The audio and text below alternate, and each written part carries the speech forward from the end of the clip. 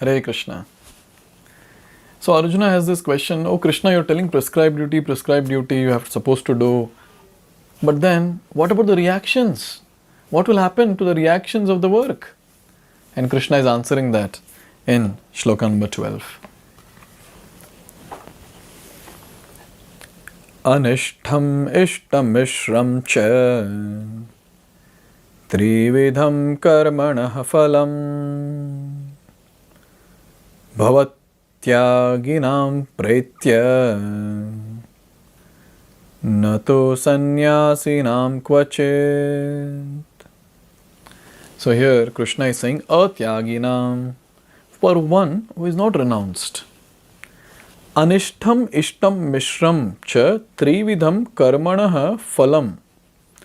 The threefold fruits of action, that is anishtham, unfavorable, undesirable, ishtam, desirable, mishram, mixed, bhavati, pretya, accrue after death. And then sannyasinam kvachit, but those who are renounced order of life, they have no such result to suffer or to enjoy. A very nice shloka. Now it is said, who will get the reactions of the work? Who will get the reactions? The one who is not renounced. Not renounced the way I have described.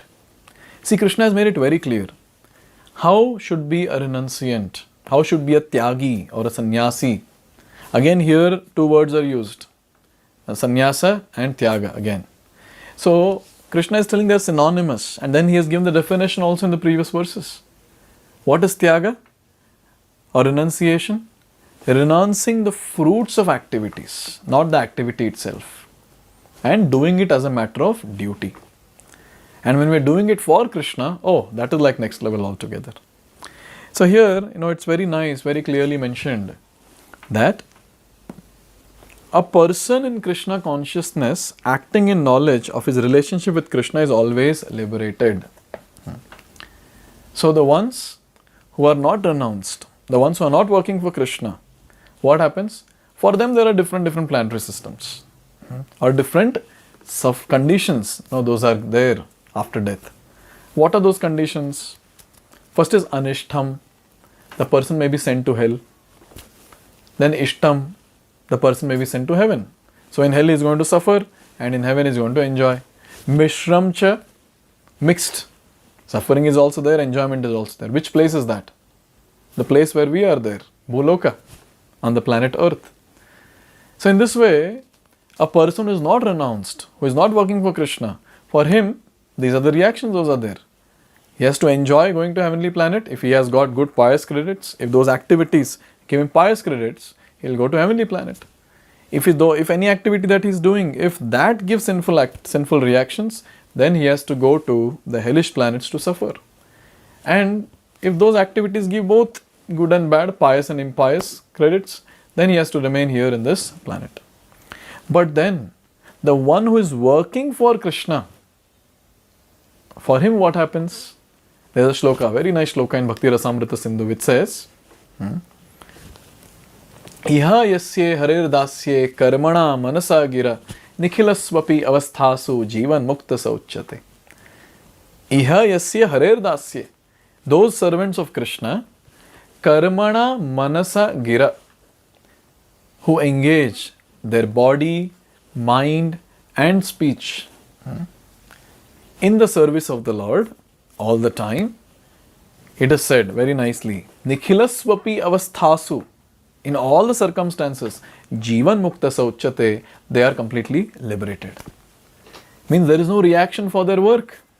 Why? Because their body, mind, words, everything is in service of Krishna. When the person is completely engaged in service of Krishna, Krishna will take care of everything else. Unnecessarily Arjuna is worried. He is thinking, oh, if I do this, what reactions will come? Why worry? Just serve Hari. That is very, very important. So here, instead of worrying, Arjuna should serve Hari or Krishna, but he is not understanding that. Again and again he is having this question, what will happen? What will happen? So this question, what will happen, devotees shouldn't get. Those devotees who are engaged in service of the Lord, one confidence should be there in those devotees that Krishna will take care of everything. And devotees are so bold. that they're like, okay, if Krishna wants to send me to hell, no problem. I'll go there and open another ISKCON Kumbhipakam in the hellish planet, no problem. I'll go preach there also. Wherever Krishna sends me, I will go, but I don't want to stop my service. I will continue my service. Wherever it is, I'll go and continue my service. Be it hell, be it heaven, or be it in this planet. But I want to continue serving Krishna with all the things that I have. Body, mind and words. This is the mood of a devotee. So a devotee is least bothered about the reactions or whatever. He is just bothered about how can I utilize everything in the service of Krishna. And Krishna is very much bothered that, oh, this devotee should get a good destination. He should advance in bhakti. All that tension Krishna will take. Here it is said, therefore he does not have to enjoy or suffer the results of his acts after death. So firstly, devotees don't want to enjoy apart from Krishna, and they don't suffer because they're always connected to Krishna. So there is no question of enjoyment or suffering for a devotee after death, because a devotee is engaged in service of Krishna before death. Even during the time of death, a devotee is engaged in service of Krishna, and after giving up the body also, next life, he is busy serving Krishna.